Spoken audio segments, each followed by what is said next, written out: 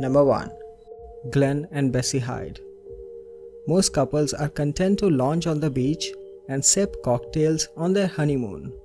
But GLEN and BESSIE HYDE were not most couples.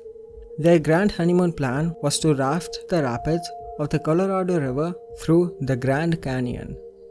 GLEN was an experienced river rafter who wanted to set a new speed record for traveling through the canyon, which would have put BESSIE in the book as the first documented woman to do so. On November 18, 1928, the Hydes paddled their raft away from a supply station at the Hermit Rapids and vanished into history. No trace of them was ever found. When the Hydes failed to return to Idaho in December, a search party was formed to look for the young couple. While flying over the canyon near River Mile 237, their tiny boat was seen floating and looked in a good condition. Inside were the Hydes' supplies, which were still hooked on the boat along with their camera. When the film was developed, they were able to discover that the last photo taken was at the River Mile 165 and sometime in November. They also found Bessie's diary on the boat, which reported that they got as far as mile 231, much further up the river than anyone had suspected. Unfortunately, the diary offered zero insight as to who or what made Bessie and her husband abandon their boat on the water and vanish. The case got stranger in the later years, when random people started coming forward claiming to be one of the missing Hydes. One such tale was in 1971 and told to a group of people on a rafting trip through the Grand Canyon. On their boat was an old woman who insisted she was Bessie Hyde. She went on to tell them that her husband Glenn beat her, and to get away, she jabbed and killed him with a knife. Not long afterwards, she said that she lied and took back what she stated. Another story of what may have happened to Bessie was told after Georgie Clark, a famous rafter, died in May of 1992. Documents and a gun were discovered amongst her belongings, which they thought might have been Bessie's. They were never able to connect the evidence. Plus, photos of the two women showed no resemblance. Glenn and Bessie Hyde remain missing to this day. Number 2. Megumi YOKOTA. The story of Megumi YOKOTA is fascinating for several reasons. It begins with the disappearance of a young girl from Japan in 1977 and develops into a story of international espionage. In Niigata Prefecture, Japan, 13-year-old Megumi YOKOTA was kidnapped by North Korean agents on November 15, 1977. North Korean agents reportedly dragged her into a boat and took her straight into North Korean facility that teaches North Korean spies about Japanese and South Korean customs. In the years following, both Sachi and her husband Shigeru searched tirelessly for clues as to the whereabouts of their daughter, but uncovered absolutely nothing. A couple of years after the disappearance, Sachi and her husband learned that Japanese residents had begun disappearing off the coast, facing North Korea, and the North Koreans were the prime suspects in the abductions. However, it took until 1977 for a North Korean defector to give the Yokotas the information they had been searching for. The defector stated that Megumi had been taken by abductors working for the North Korean government and taken across the seas to aid in the training of North Korean spies, intent on being able to blend in with the Japanese culture. However, Megumi had been taken by mistake, her real age not being realized until she was already long gone. In 2002, North Korea admitted that she and others had been abducted, but claimed that she had committed suicide on March 13, 1994, and returned what it said were her cremated remains. Japan stated that a DNA test proved they could not have been her remains, and her family does not believe that she would have committed suicide. The DNA samples were said to be contaminated, and when another sample was tested, it was said to be inconclusive, again due to sample contamination. There are scarce details regarding Yokota's life during the years of her disappearance, and the time spent in captivity. What is known is that she married South Korean national Kim Young-nam, who was also an abductee in 1986, and the two had a daughter, Kim Young-jaeong, in 1987. When Young-nam, who has since remarried, was allowed to have South Korean family visit with him in June of 2006, he confirmed that YOKOTA died after committing suicide in 1994, as she was suffering from many years of mental health.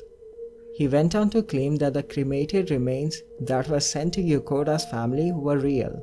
However, both YOKOTA's family and others in Japan feel that his comments are only more Pyongyang propaganda, as he was never allowed to speak freely, and during his interview, he appeared to be reading scripted answers. In November 2011, a South Korean magazine, Weekly Chosen, stated that a 2005 directory of Pyongyang residents listed a woman named Kim Young-jaeong with the same birth date as YOKOTA. The directory gave Kim's spouse's name as Kim Young-nam. Japanese government sources verified on November 18, 2011 that they had reviewed the directory but had yet to draw a conclusion on the identity of the woman listed. Sources later indicated that Kim Young-jaeong was actually YOKOTA's 24-year-old daughter. In 2012, it was reported that North Korean authorities were keeping Kim under strict surveillance. In March 2014, the parents of Megumi YOKOTA met their granddaughter, Kim Young-jaeong, for the first time in Mongolia, along with her own baby daughter, whose father was not identified. Megumi YOKOTA would now be in her 40s, and the Yokotas continue to search for the truth of what happened to their daughter, clinging on the belief that she is still alive somewhere. Number 3. The crew of MV JOYITA. About 5 a.m. on October 3, 1955, the JOYITA left Samoa Apia Harbor bound for the Tokelau Islands about 270 miles away. The boat had been scheduled to leave on the noon tide the previous day, but her departure was delayed because her port engine clutch failed. The JOYITA eventually left Samoa on one engine. She was carrying 16 crew members and 9 passengers, including a government official, a doctor, a copra buyer, and 2 children. The ship's cargo consisted of medical supplies, timber, 80 empty 45-gallon oil drums, and various foodstuffs. 4 days later, its destination port sent out a message that the ship had never arrived. No distress signals had been received. The JOYITA had simply vanished. A huge search mission was organized from 6th to 12th October, and Sunderlands of the Royal New Zealand Air Force covered a probability area of nearly 100,000 square miles of ocean during the search. Still, the vessel wasn't found until over a month later, floating aimlessly a good 600 miles away from Samoa, with nobody on board and 4 tons of cargo missing. The JOYITA was flooded and tilting to the point of being partially submerged. The party that boarded the ship noted that the radio was discovered tuned to 2182 kHz, the International Marine Radio Telephone Distress Channel. However, it only had a range of about 2 miles due to the messed up wiring that had gone unnoticed. The electrical clocks on board had mysteriously stopped at 10:25. The boat's logbook and the navigational equipment were missing, as were the dinghy, all 3 lifeboats, and the food. Well, that's eerie granted, but pretty straightforward. The ship started leaking and they had to abandon it because they were unable to signal for help, right? That would be a nice theory, except for the fact that the ship was completely seaworthy. It had a large hole in its superstructure, indicating a collision with something, but as the actual hull had not been breached, that was nowhere near enough to cause much harm. There was a little water inside the ship, but that was mainly due to it bobbing in the waves like a cork for weeks. If the crew and passengers loaded up in lifeboats and floated toward familiar waters, why weren't any of them spotted by the air rescue? lifeboats tend to be designed for good visibility, and even if they keel over, they don't sink easily. And we are not talking about one lifeboat here, but 3. Moreover, many of the windows were broken, the flying bridge was smashed, and the deck lights were not fully functional. Eerily, the starboard engine was found completely covered by mattresses, while the remains of still broken port engine lay still disassembled. A pump was mounted on a plank between the 2 engines, though nobody ever connected it, and so investigators didn't know why it was there. The doctor's bag was found on the deck, with most of the equipment missing. 4 lengths of blood-stained bandages were found inside. There are several theories ranging from usual pirate and mutiny stories, alien abductions, to a particularly creative one about Japanese holdouts from World War II having attacked the boat. No one has been able to determine what happened to the crew and the passengers on board. And like the stories of other ghost ships in the world, what happened to JOYITA remains a mystery to this very day. Number 4. Disappearance of Amy Fitzpatrick. At 10 p.m. on New Year's Day in 2008, 15-year-old Irish teenager Amy Fitzpatrick said goodbye to friend Ashley Rose, with whom she had been babysitting Ashley's brother at her friend's house in Mejas Costa in Malaga, Spain. The walk to her home in Fuengirola, Spain was short, and she was expected to be home at 10:10 p.m. She never arrived and has not been seen since. On that night, Amy was wearing brown crushed velvet tracksuit bottoms and a black t-shirt with the word diesel in various different colors. Following her disappearance, a search involving hundreds of people was launched, amid speculation that this was not an abduction. Audrey Fitzpatrick, the victim's mother, and her partner David Mann were convinced they would find her alive. And here's where things get more interesting. In August 2008, the home of Mann and Fitzpatrick's lawyer in Riviera del Sol was broken into and a laptop that was used in the search for Amy was stolen. In addition, Amy Fitzpatrick's Nokia mobile phone was also stolen.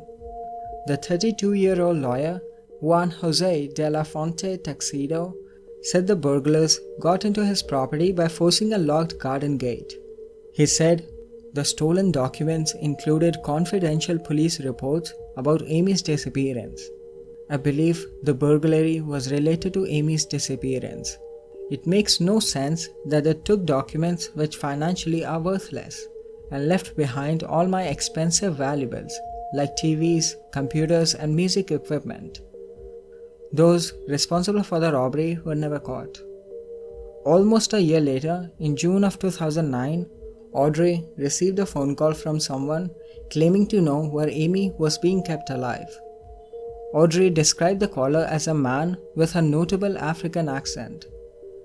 In an article published by expatriate newspaper Euro Weekly News, Audrey said, he went on to say he knew where she was. She had been kidnapped and was in Madrid, and the police were not to be involved. So I agreed, of course. He then said he'd ring me back with her name and address in 2 hours. 5 hours later, after sitting with her phone in my hand and my heart in my mouth, I got a text to say, and I quote, "Can you pay us 500,000 euro? Yes or no? Send your answer now, and we'll send you all the info you need." Police attempted to trace the numbers given for the ransom, and found them both to be unregistered prepaid numbers. Nothing ever came from this lead. It could very well have been a hoax by parties unrelated to the initial crime. Audrey Fitzpatrick has hired private investigators who have been working on Fitzpatrick case since 2008. They are the same detectives used in the disappearance of Madeleine McCann case. In May 2012, it was reported that an infamous Irish serial killer, Eric Lucky Wilson, murdered her. Her parents believe that this particular piece of information is credible. However, a body is yet to be found. Crucially, Amy was seen out with an older man on the night she disappeared, who her family now believe was Wilson.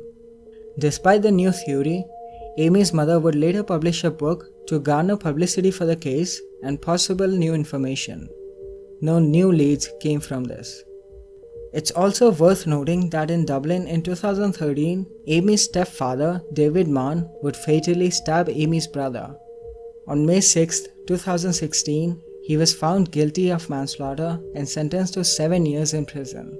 He was questioned about Amy's disappearance, but he denied any involvement in it. Audrey Fitzpatrick stuck with David Mann despite the fact that he killed her son. Amy still remains missing. Number 5. The SCHULZE family. The SCHULZE family, consisting of father Marco, mother Sylvia, and daughter Miriam, were last seen alive together on 21st July 2015 when they visited a horse farm together. The next day, which was the last day of the school before the summer holidays, Miriam called in sick to school. Her father stayed at home to take care of her, while her mother worked at a nearby supermarket, where her co-worker was the last person to see her alive. On Friday, July 24th, Sylvia's boss reported her missing after she failed to show up for work. When police went to the SCHULZE home, no one was there. Sylvia and Marco's wallets and paperwork were in the house, but Miriam's favorite stuffed animals were missing. The disappearance baffled investigators, as no personal belongings had been taken from the family home, and both parents' cars remained at the property, along with the family cat. There was no sign of suicide note or a farewell letter. The next 3 days, police, firefighters, and the public were searching for the family, but they had no luck.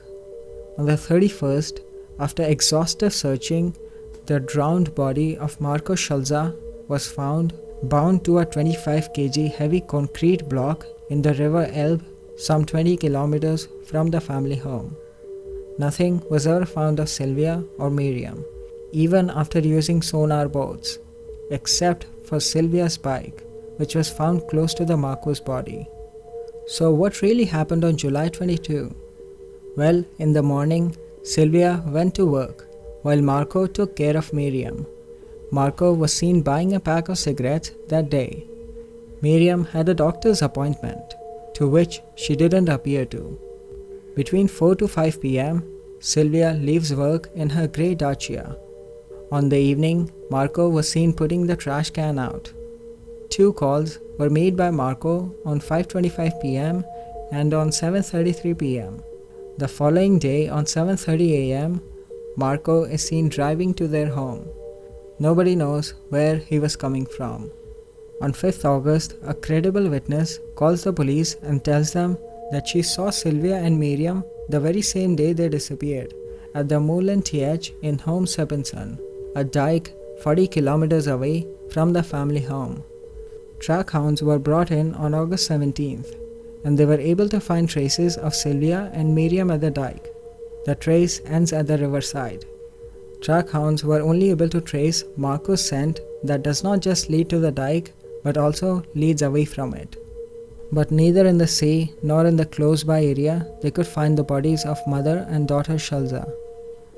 Police initially suspected Marco of killing his family at the dike, but there are some things that don't add up. The witness saw Sylvia and Miriam on the early evening of Wednesday 22nd. Marco made 2 calls from his home at 5:25 p.m. and on 7:33 p.m. So it's rather unlikely that within 2 hours he drove 40 kilometers to the dike, killed his family, disposed the bodies that well that the police didn't find them, and drove 40 kilometers back to his house. Also, there was no motive for him to kill his family. Also, if he did plan the murder, why would he do it in the public? Why not in their family home? Other theories suggest that Sylvia left Marco and took Miriam, after which Marco killed himself, while others speculate that a different person killed Marco and then either killed or kidnapped Sylvia and Miriam. As of now, the mystery remains unsolved.